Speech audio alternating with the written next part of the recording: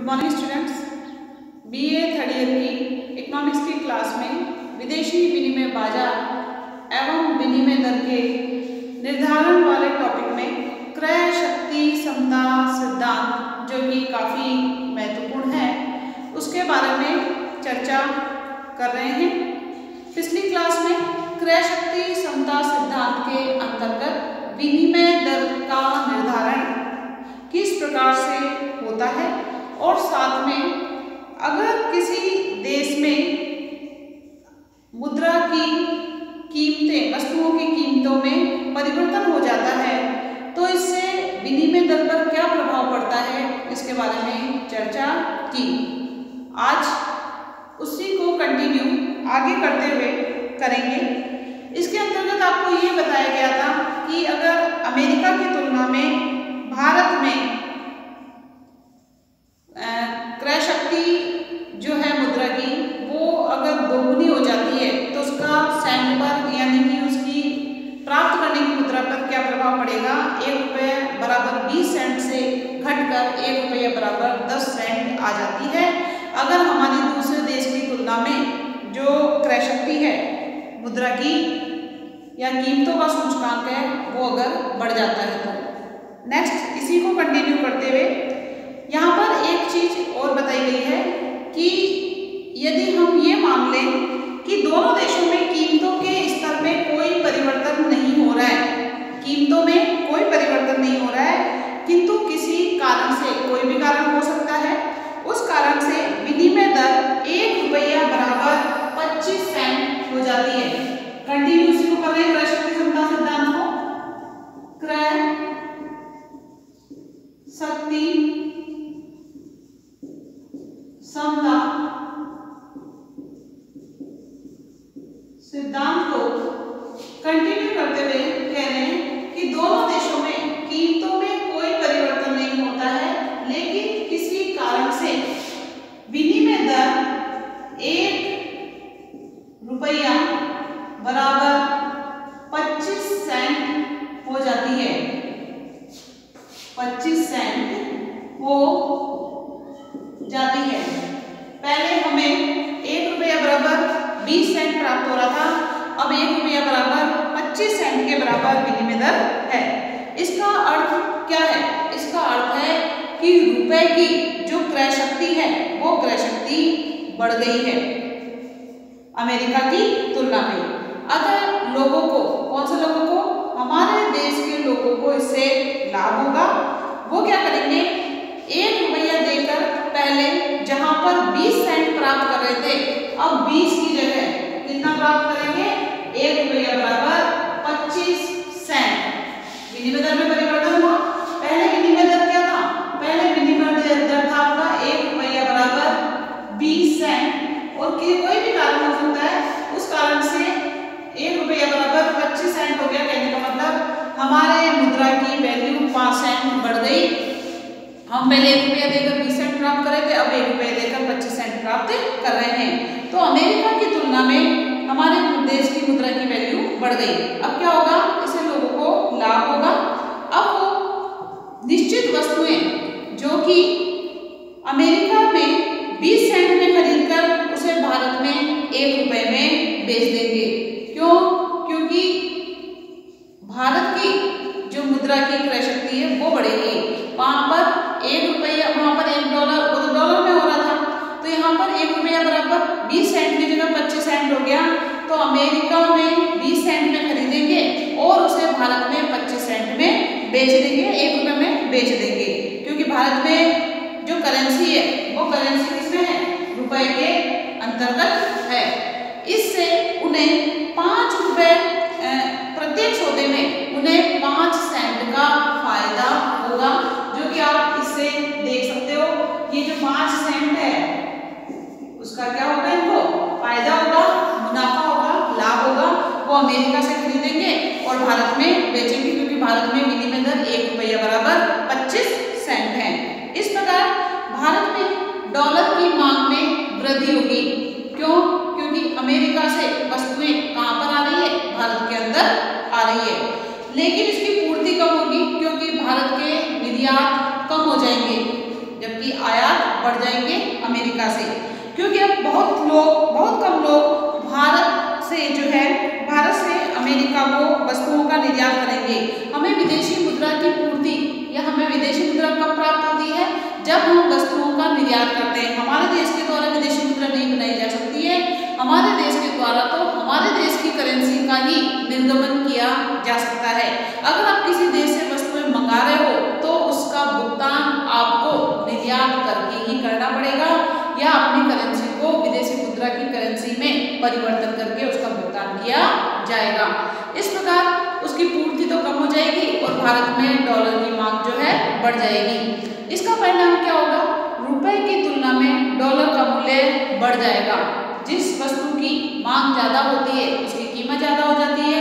अब अमेरिका की डॉलर की मांग ज्यादा हुई, इसकी पूर्ति कम है, तो डॉलर की मांग या डॉलर की मांग बढ़ेगी और जब डॉलर की मांग बढ़ेगी तो डॉलर का मूल्य भी बढ़ जाएगा तथा विनिमय दर पुनः पुरानी दर जो की है वो 1 रुपया बराबर 20 सेंट पर आ जाएगी। किसी भी वस्तु की मांग के बढ़ने पर और पूर्ति के ना बढ़ने पर या पूर्ति के कम बढ़ने पर वापस विनिमय दर वहीं पर आ जाती है, जो कि मैं अभी चित्र के द्वारा बता दूंगी। जो भारत और अमेरिका के बीच क्रय शक्ति समता दर के अनुसार हुई थी। देखिए इसके अंतर्गत मैं आपको बताती हूँ चित्र के द्वारा, अगर किसी वस्तु की मांग बढ़ जाती है और पूर्ति नहीं बढ़ती है तो वापस कीमतें वहीं पर आ जाती है। जैसे ये आपका डीडी वक्र है, ये आपका एसएस वक्र है, दोनों के संतुलन से विनिमय दर का निर्धारण हो गया। ये देखो क्यू बिंदु पर हो गया, ये विनिमय दर आर हो गई और संतुलन बिंदु आपका ई हो गया। ये एसएस वक्र हो गया, ये डीडी वक्र हो गया। ये कौन सा है? विदेशी मुद्रा की मांग और पूर्ति वाला। विदेशी मुद्रा की मांग व पूर्ति। यहां आ जाएगा आपका विनिमय दर। विनिमय दर का निर्धारण 1 डॉलर बराबर 20 सेंट, 1 रुपया बराबर 20 सेंट जो हुआ है वो मांग और पूर्ति के अनुसार हुआ है। इसको समझिए। अब देखो अमेरिका के निर्यात या अमेरिका जो है भारत को निर्यात ज्यादा मात्रा में कर रहा है वस्तुओं का, तो ये आपकी मांग बढ़ जाएगी और मांग बढ़कर ये हो जाएगी D1। तो यहाँ पर देखो संतुलन जो विनिमय दर है वो R से क्या हो जाएगी? R1 हो जाएगी। ये देखो यहाँ पर, तो ये तो हो गया आपका 1 रुपया बराबर 20 सेंट। मांग बढ़ने से 1 रुपया बराबर 25 सेंट हो गया। इसी कारण से समझ लो वस्तु ज्यादा मात्रा में होंगे। अब यहाँ पर कह रहे हैं कि पूर्ति उस हिसाब से नहीं बढ़ी, पूर्ति उस हिसाब से नहीं बढ़ेगी तो वापस विनिमय दर गिरकर कहाँ आ जाएगी? यहीं पर आ जाएगी, जो कि पूर्ति के नहीं बढ़ने के कारण। इस प्रकार पूरा विनिमय दर 1 रुपया बराबर 20 सेंट आ जाएगी। ये कुछ समय के लिए रहेगी क्योंकि भारत उस हिसाब से पूर्ति को नहीं बढ़ा पा रहा है, विदेशी मुद्रा की पूर्ति को। आगे क्रय शक्ति क्षमता में परिवर्तन की माप के लिए एल्सवर्थ नामक अर्थशास्त्री हैं। उन एल्सवर्थ नामक अर्थशास्त्री ने भी जो है इसके निम्नांकित समीकरण के द्वारा बताया है। इसका उन्होंने एक नया सूत्र दिया है। इसमें जो अर्थशास्त्री हैं उनका नाम है एल्सवर्थ।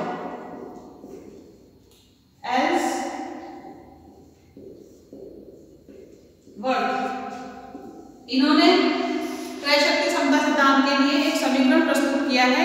उनके अनुसार आरपी बराबर आरबी, आरपी बराबर RB equal P1 upon P2, P1 upon P2। इसमें आरपी क्या है, आरबी क्या है, P1 क्या है, P2 क्या है, इसके बारे में बताऊंगी। इन्होंने ये क्रय शक्ति क्षमता सिद्धांत का समीकरण प्रस्तुत किया है, जो कि अर्थशास्त्री हैं आपके एल्सवर्थ। इनके अनुसार क्रय शक्ति क्षमता बराबर पुरानी साम्य दर, ये जो आपकी है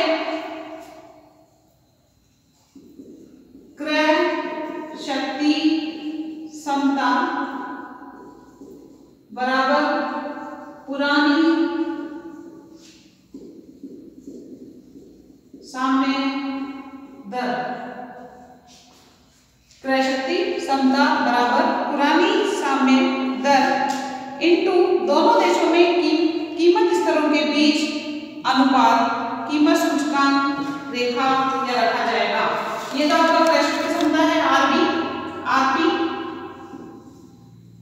आपका जो है ये हो गया पुरानी साम्य दर और P1 व P2 जो है दोनों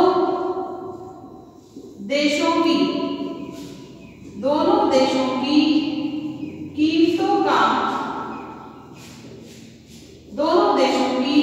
कीमतों का सूचकांक है।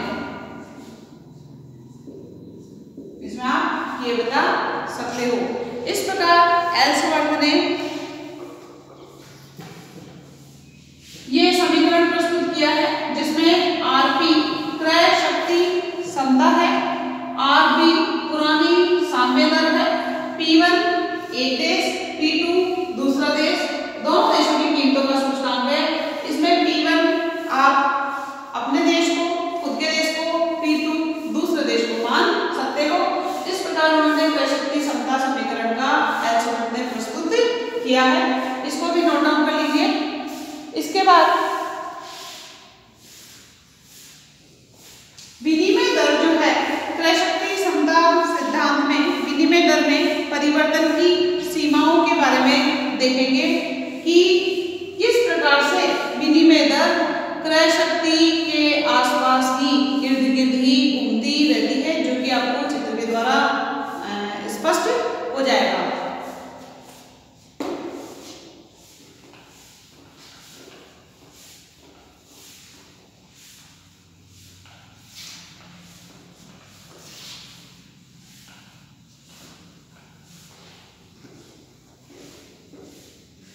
हेडिंग डालिए कंटिन्यूस इक्वल परिवर्तन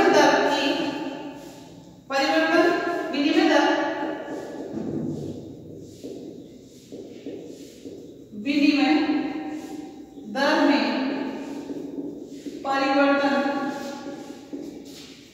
की सीमाएं कंटिन्यू हुई चल रहा था। क्रय शक्ति समता सिद्धांत की कंप्लीट नहीं हुआ है अभी।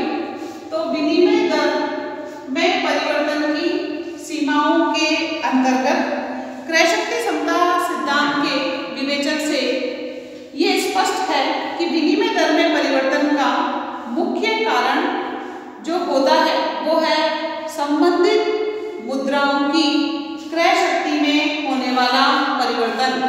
कि अगर देशों की मुद्राओं में क्रय शक्ति में परिवर्तन होता है, क्रय शक्ति बढ़ती या घटती है, तो विनिमय दर में भी परिवर्तन होना निश्चित है।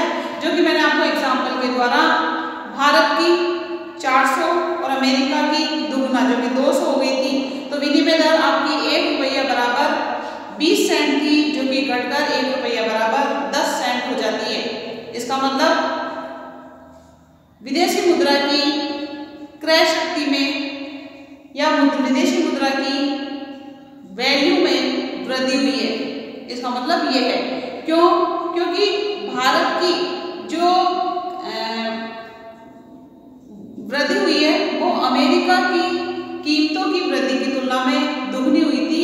और वहां पर अपन ने आधार वर्ष 100 लिया था, क्योंकि आधार वर्ष में जो कीमतें होती है वो 100 मानकर है।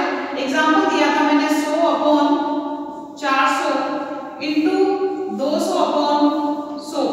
यहाँ पर ये जो 100 है ये दोनों देशों की आधार वर्षों की कीमतें हैं, और आधार वर्ष में कीमतों में अपन ने 100 ही मानते हैं। ये आपका अमेरिका की कीमतों में वृद्धि है कीमत सूचकांक की, और ये जो 400 थी ये आपकी भारत की कीमत सूचकांक में वृद्धि है।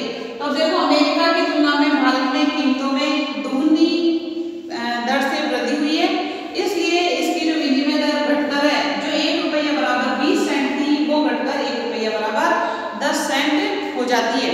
तो बात ये आ रही है कि जो विनिमय दर है उस विनिमय की दर में परिवर्तन का मुख्य कारण जो है वो है दोनों देशों की मुद्राओं की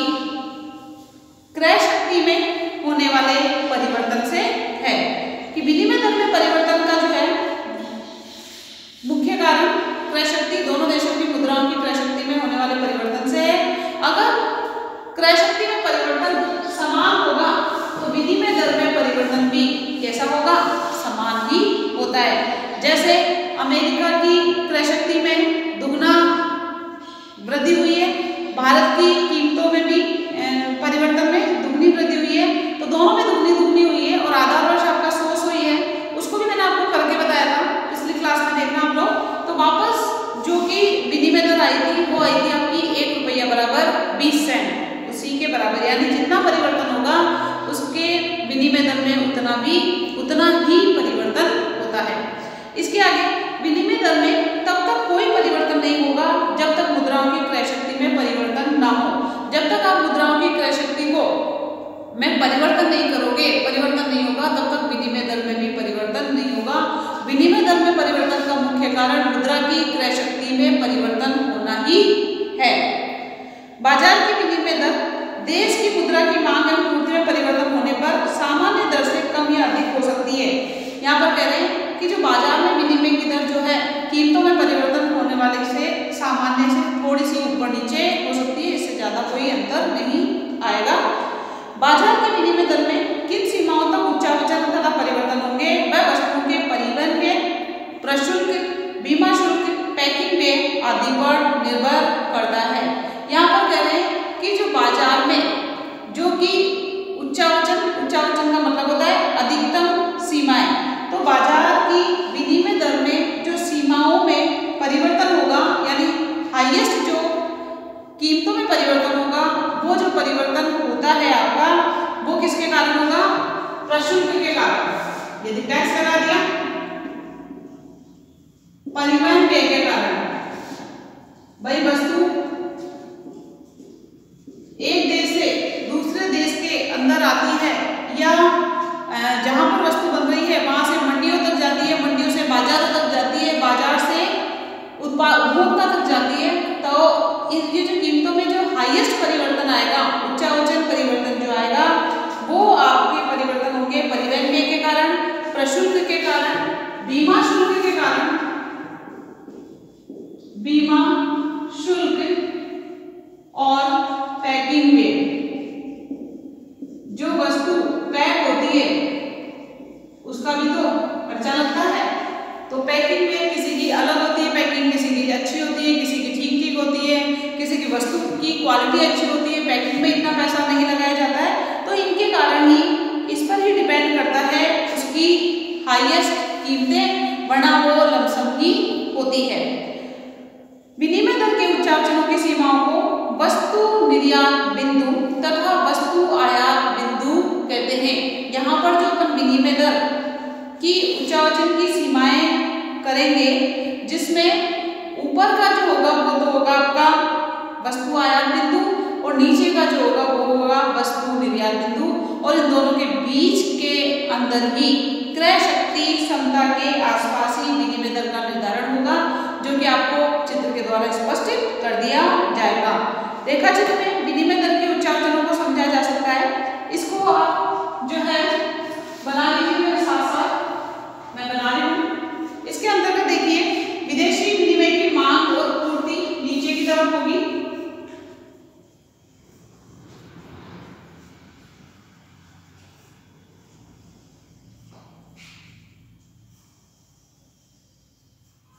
इस प्रकार एक बॉक्स बनाना है।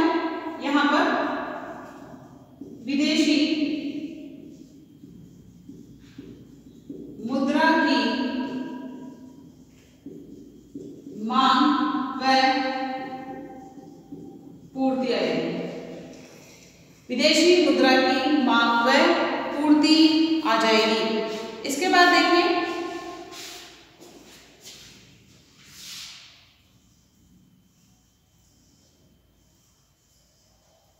ये ऐसे बनाना आपको, अप डाउन अप डाउन।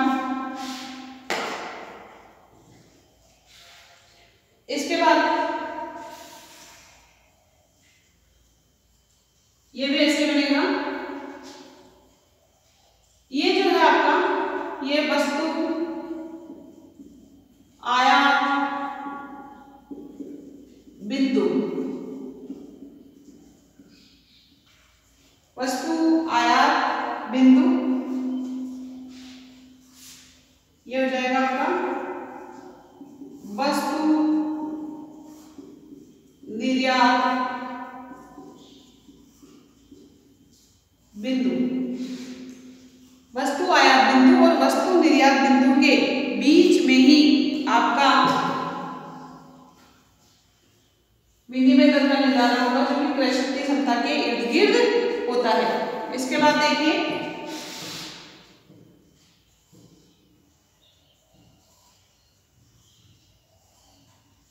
ये जो बीच में जो बनेगा, ये बनेगा आपका क्रय शक्ति क्षमता, क्रय शक्ति क्षमता।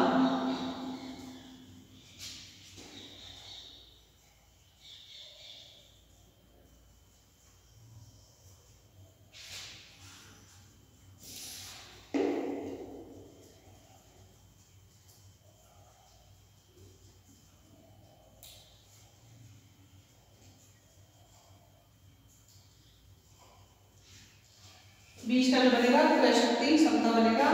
इसको आप यहां लिख सकते हो ऐसे एरो बना के, क्रय शक्ति क्षमता। इस क्रय शक्ति क्षमता के आसपास ही आपका विनिमय दर निर्धारित होगा। यहां से स्टार्ट करेंगे, इसमें डॉट डॉट रेखा से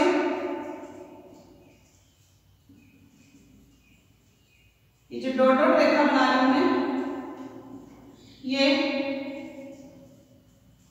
क्रय शक्ति बीच में आ जाएगा के आसपास होगा, और ये है आपकी विनिमय दर।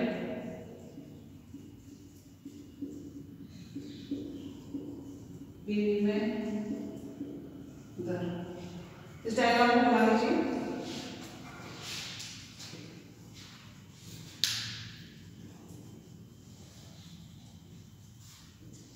ये इसके वस्तु निर्यात बिंदु के टच नहीं होगा, यहां से जब मैंने घुमा दिया इसको ऊपर की तरफ। उपयुक्त रेखा चित्र से स्पष्ट है कि बाजारी विनिमय दर क्रय शक्ति क्षमता बिंदु के आसपास चक्कर लगाती है। ये जो विनिमय दर है, कौन सी विनिमय दर? बाजारी विनिमय दर। ये जो है क्रय शक्ति जो क्षमता बिंदु है, इसके देखो आसपास ही चक्कर लगाती है तथा उसकी दीर्घकालीन प्रवृत्ति क्रय शक्ति क्षमता बिंदु के समीप रहने की होती है। जो दीर्घकालीन, जो लंबे समय की जो प्रवृत्ति होगी आपकी, वो प्रवृत्ति कैसी रहेगी? क्रय शक्ति क्षमता बिंदु के समीप, क्रय शक्ति क्षमता बिंदु के समीप रहेगी। तो आप इसको थोड़ा सा यहां से फ्लैट कर लो, ऐसे ऐसे करके फिर इसको नीचे लेके आना, ज्यादा ठीक रहेगा। दीर्घकालीन जो प्रवृत्ति है वो क्रय शक्ति क्षमता बिंदु के समीप रहने की होती है। इस प्रकार आपका ये विदेशी बाजारी विनिमय दर क्रय शक्ति क्षमता बिंदु के आसपास रहेगी, इस चित्र से स्पष्ट हो जाता है। अब क्रय शक्ति क्षमता सिद्धांत के महत्व के बारे में पढ़ेंगे कि इसका महत्व क्या है। कोई भी जब सिद्धांत पढ़ते हैं तो उसका महत्व कुछ ना कुछ होता है, तभी पढ़ा जाता है। क्रय शक्ति क्षमता सिद्धांत के महत्व को निम्नलिखित बिंदुओं के माध्यम से समझाया जा सकता है। सबसे पहली बात जो आती है वो है आपकी, ये सिद्धांत दो देशों के मध्य विनिमय दर का निर्धारण करता है। यहाँ पर क्रय शक्ति क्षमता सिद्धांत में कितने देश लिए हुए हैं? दो देश लिए हुए हैं। अब जब दो देश होंगे तो दोनों देश की दो मुद्राएं होंगी, और दोनों मुद्राएं कैसी होगी?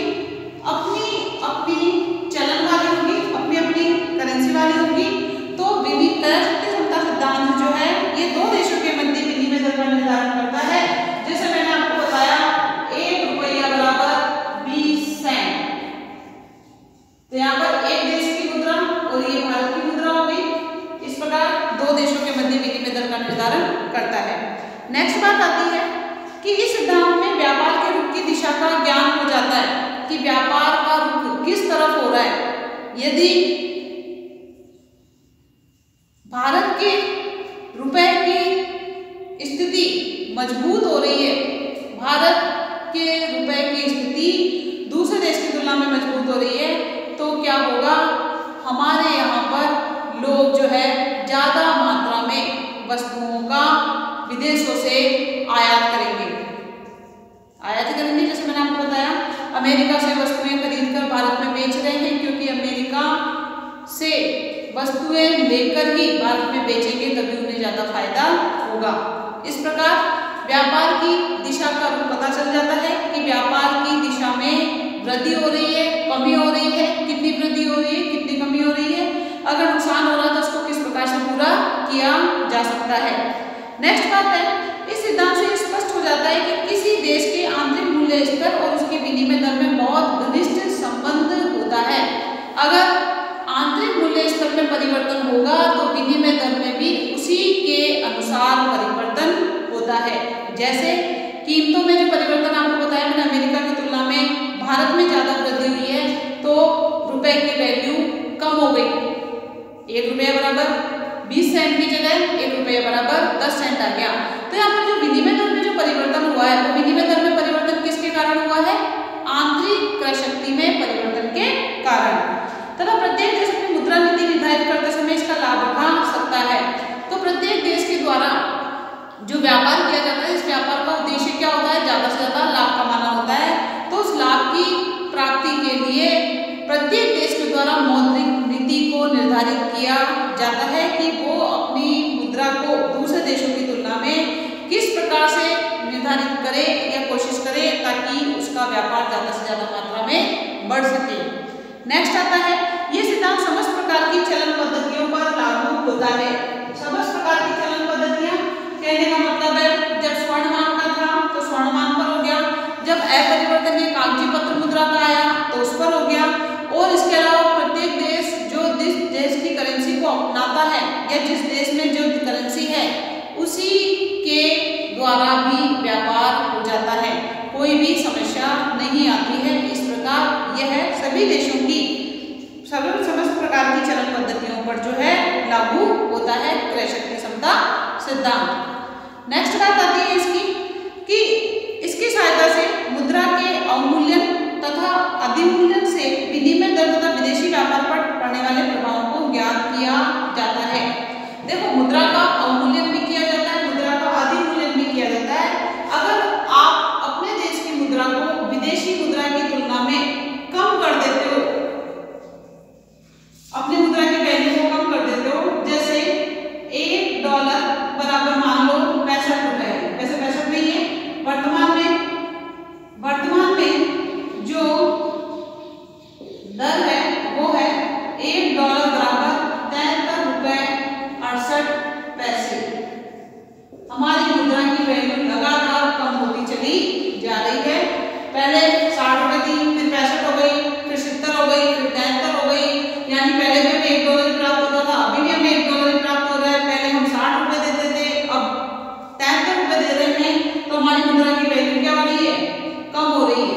हमारी मुद्रा की वैल्यू कम हो रही है, हमारा पैसा ज्यादा मात्रा में जो है विदेशों में जा रहा है। तो $1 बराबर 65 रुपए है, अब $1 बराबर 70 रुपए कर दिया जाता है, तो हमारी मुद्रा की या हमारी मुद्रा का हमने क्या कर दिया?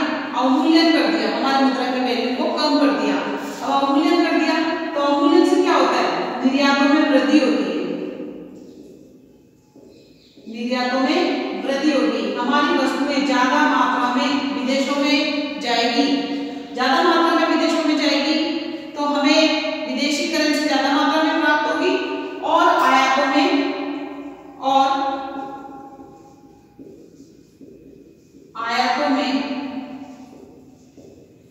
स्थिरता या कमी होगी, जिससे हमें लाभ होगा। अधिमूल्यन से क्या होता है? अधिमूल्यन से आपने अपने देश की मुद्रा को विदेशी मुद्रा की तुलना में उसकी वैल्यू को बढ़ा दिया। जैसे $1 बराबर 65 रुपए है और $1 बराबर